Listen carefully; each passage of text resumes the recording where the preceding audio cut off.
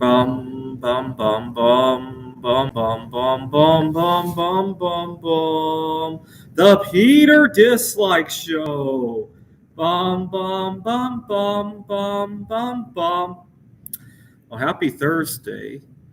Today's actually quite an important anniversary, or a funny anniversary for me, I should say.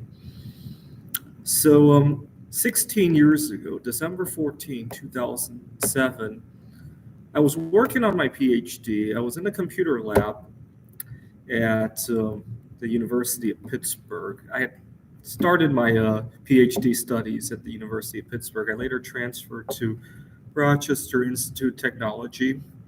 And what had happened that day was actually kind of funny. I had argued with my parents at home. This was during the winter break, but I had argued with my parents at home. And I took off walking, and I walked to a bus stop and took a bus to the University of Pittsburgh, and I sat down at one of the computer labs, and so I started printing some stuff. And when I went to get my printouts at the printer, I couldn't find my printout, and I looked all around. Finally, I found it, but it was under the wrong name. It had the initials JIF and the number 4. And I went back to my computer to see what happened. I was like, oh, somebody else was already logged in and forgot to log out. And I didn't realize that. I sat down at his account and printed stuff out. Now, we had print quotas. Every year, you had about 500 or so pages to print. And I had just accidentally stolen a number, and I was greedy. Once I discovered that he was logged in, I decided to print all the other crap that I wanted to print. And so I made the printers at Pitt go brrr and finished off of this guy's print quota. Now, later that night, a friend of mine stopped by the computer lab. We said hello, and actually, it was the elevator guy that I talked about in the other video. He also went to the University of Pittsburgh, and he happened to come by. His name is Craig. But as a kid, I had a hard time pronouncing the name Craig, so I gave him a nickname of the elevator guy because he and I used to both like to ride elevators. So the elevator guy comes by and said, "Hey, elevator guy, look what just happened." And I showed him how I had accidentally used somebody else's print quota. I believe I said I had hijacked this guy's print quotas because I wanted to come up with a funny name for what had just happened. And the elevator guy looked at the printout and he says, "Oh, you jiffed him," because it said JIF on it. And so ever since then, taking advantage of somebody, ripping them off, we call it jiffing somebody. Now, what was really funny was that whole Christmas, both of us were lonely. I wasn't doing very well at my PhD studies, which is why I later applied for the Rochester Institute of Technology. I was getting bad grades at Pitt. I wasn't being accepted for who I was and all that.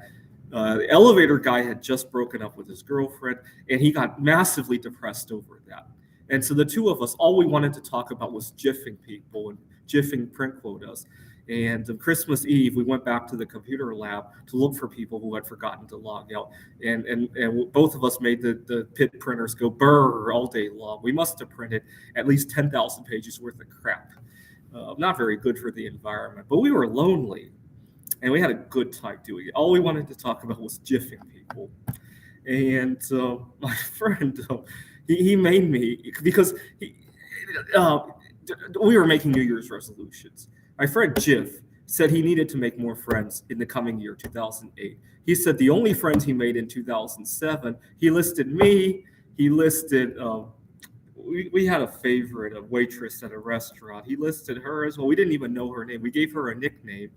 And he listed another friend, a mutual friend of ours. And then he said, and Jiff.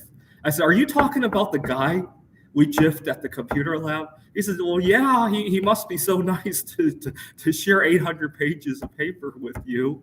That's his rationale for why Jiff was a good friend.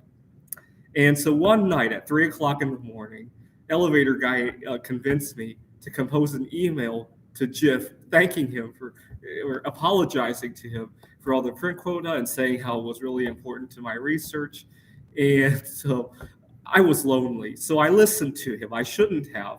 And I composed an email to Jiff. And to my surprise, the response I got back from Jiff was not so bad. And long story short, we kind of made a friend. I mean, we never saw each other in person. Elevator guy and I with Jiff, and it just became a little bit of a personal legend of ours. That back in 2007, I had stolen some print quota, and we talked to somebody just randomly, and how we had a good Christmas time jiffing people's print quotas and printing 10,000 pages worth of crap, making the printers go brrr over at Pitt and causing tuition prices over there to inflate, or hyperinflation of tuition over at Pitt, right? This is the Peter Dislike Show. Bum, bum, bum, bum, bum, bum, bum, bum, bum, bum, bum, bum. The Peter Dislike Show. Bum, bum, bum, bum, bum, bum, bum.